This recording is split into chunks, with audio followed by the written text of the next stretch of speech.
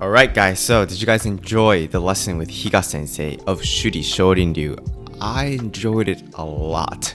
And in this video, I'd like to talk about mainly 6 points about the things I learned from him and some of the things I just had in my mind while training and after training with him. So on to the first point. Higa Sensei, I felt this through the interview and throughout the whole day. He's so open-minded. Like, he didn't say his age, but I'm assuming he's in the late 60s or in his 70s. But the way he answers my questions, the way he has been doing jujutsu, what else? Kenjutsu, of course, karate, and he loves going outside of the country. And I think it's pretty rare for somebody in Japan to be so open-minded and to be looking outside, basically. Our passport rate, the people that holds the passport, nationally is around 20%. I looked this up. In Tokyo, it's around 40%. But the fact that he's in if I maybe look up the numbers of the 70-year-olds that have a passport, it's probably like 1 or 2, and he is one of them. So within our conservative society of Japan, I think he's a very open-minded person, and it is such a fortunate time that we live in that he is doing karate and that he is able to deliver the technique to us. So please I hope you guys find that much value in the videos of Higa Sensei, and if you haven't watched it yet, I heavily recommend you do so. My second point, so while editing the videos, there is always a need for me, especially the Okinawan series, to translate the words, right? And translation is not so simple as it seems.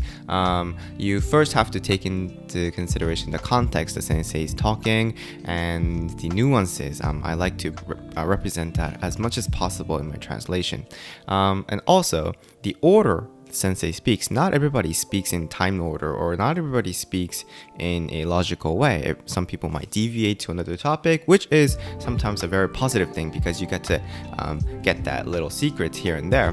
But Higa Sensei was very straightforward, and he was so organized and logical. I didn't need to reorganize the order in my mind because he was very straightforward, and I think you guys felt that his explanation was pretty clear and easy to understand. He also, I think it's because I don't know if this was on the interview, but yes, I did put it in the interview. He said he does Twitter. He has a YouTube channel, so guys, please check it out from the description box below. And he has that open-minded mindset to go outside of the country. So I don't know. I hope I can be like that in 50 years almost. I'm not confident, but I like to be like that. And I know that some of you who's watching my channel is in your 60s and 70s and finding these valuable information online using the tools that is being developed in the recent years. So I have a huge respect to that. I hope I can stay like that as well. The third component is the communication aspect. Yes, this is the third one. So I think you guys saw how he is very looking forward and he wants to hear me. Like, as you gain life experiences, as you gain a lot of skills, there's so much things that you want to learn. You want to deliver, that sometimes you lack the intention to listen to the other person. After all, like, I coach too, so I have a lot of things in my head that I want to teach the students, but if I just bombard them with information, then they'll get confused. What's important is what they want to know and what they want to achieve. So I have to maneuver around, change my, I would say, messages, change the materials that I'm giving to them in order for them to become successful and for them to feel satisfied with the training. And I saw that intention a lot from Higa Sensei. The experience gap between myself and the sensei is huge, so he must have had so many things that he wanted to mention, but he would pick the necessary ones and just give it to me little by little so that I understand the whole concept. And that was such a huge help to me, and I felt very comforting around a person like that because I know he's listening to me and I know that I can be comfortable around him. So that, I think he is a great character. That's such a huge point to have as a teacher. So that was my third point. From here on, some things about the techniques. The ratio. This is about the not just the punch or the blocks, but the footwork as well. The ratio between the rotation and the push, I feel like it was different between shotokan or like the mainland Japan karate styles and the Shuri Shorin Ryu that he was teaching. Like what I'm talking about is, for instance, I think this was a significant scene. Please watch it first. だから前屈のこの歩みも普通こういう感じで歩くでしょ。普通にこうちゃんとこう溜めるんです。もうここで作りながらこう作りながらこう腰を切る感じですね。そうそうそうそう。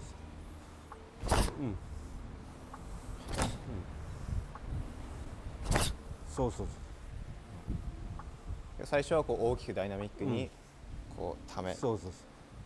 溜めるときはどういうこう溜めるのか、こっちに後ろに引いているイメージなのか、どういったイメージ？引くイメージですね。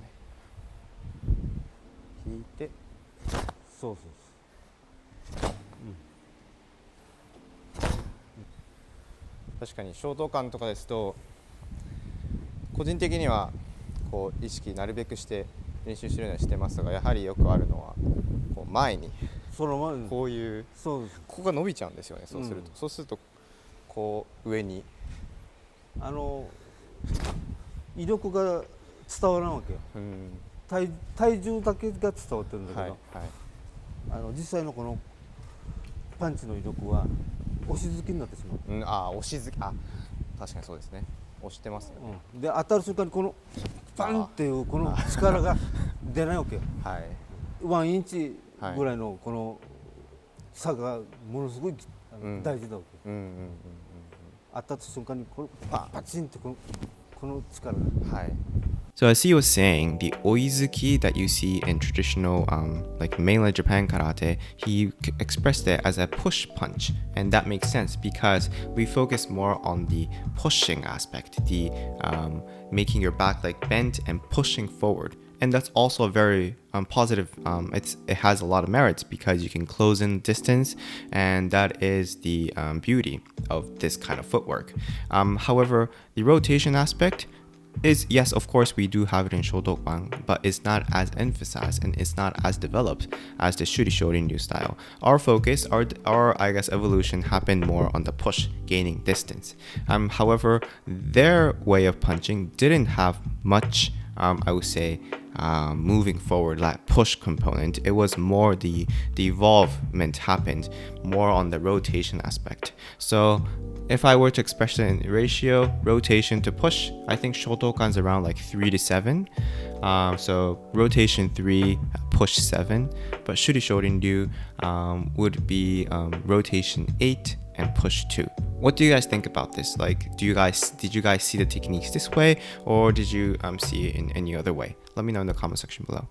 My fifth point, he was implementing other arts to understand karate better. I think this is the main difference between MMA and his approach. MMA's approach is, let's take a lot of different techniques so that I myself can become better, right? And I have no problem with that. I think that's a great approach as well. His approach is, he likes karate, so he experiences other martial arts in order to understand karate better. That's a unique approach too. I would choose the latter one because I like karate so much, and I think there is a need for me to not only look at shotokan karate, but if I want to learn shotokan better, if I want to understand karate in general better, I have to experience other styles, and also kenjutsu. That was a big keyword in the video, right? In Higa Sensei's video, and also other any grappling, any lock kind of art. It can be Brazilian Jiu-Jitsu, it can be the Kobudo of Japan, whatever it is that has locks. I think I need to learn that in order to understand shotokan or karate better. So you will be seeing those episodes coming up in the future. I am preparing them. I am starting to go to different lessons here locally in Japan. So please look forward to a documentary series like that. Okay, last point. I think if I were to express his way of using the hip, I would express it as kime, leading to relaxation. Let me explain what I mean. Usually, when you practice something, like let's say for instance a punch, you think about that load on the back leg. You push forward, the hip rotates, comes through the back, shoulder, elbow, forearm, boom, to the fist. And the story ends there. It's that impact that ends it. However, his approach is, after the impact, the story ends on the whip back, on the relaxation, and I think that mindset plays a huge role.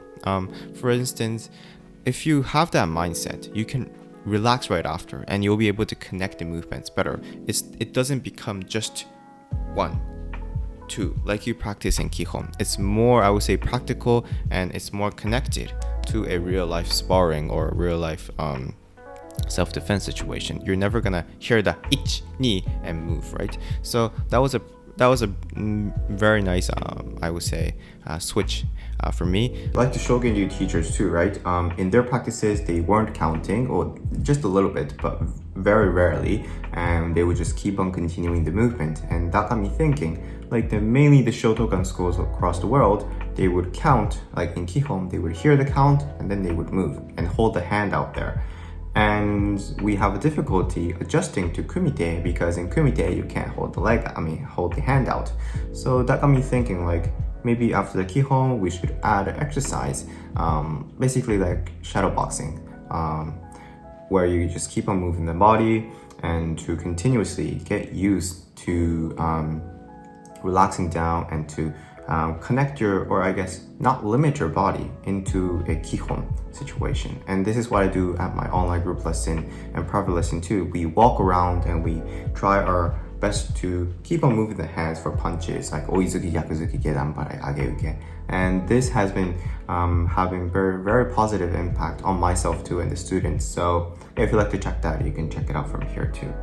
And yeah, so Shuri Shogun Ryu, I loved it. Shuri Shorin Ryu, I loved it.